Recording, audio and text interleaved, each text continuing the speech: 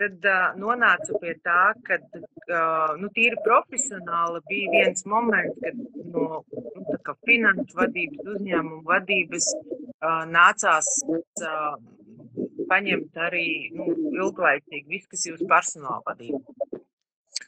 Un tur tad sākās tas interesantais ceļš, kā sāku atkost, ka man ļoti patīk un īstenībā arī padodās celt cilvēks.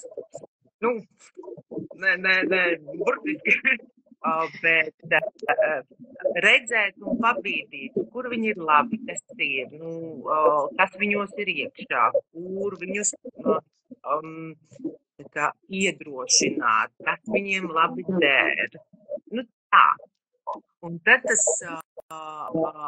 tad atnāca tāda identitātes krīze, kā lielā vadītāja un visu, un kā man sanāk visus citus, un arī ārpus darba.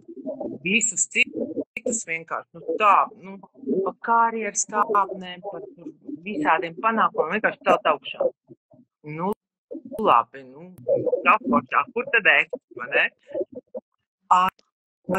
Tad es vēl neatkodu, ka īstenībā tā ir tā labā dzirkstele, vai ne, kas ir un kad tas arī skaitās. Un tad, kad es to sāku vairāk tā kā sev pieņemt, ka tas skaitās un ka tas man patīk un tas man padodās, rakti dziļāk un ieraudzīt potenciālu un pabīdīt cilvēkus un viņiem palīdzēt.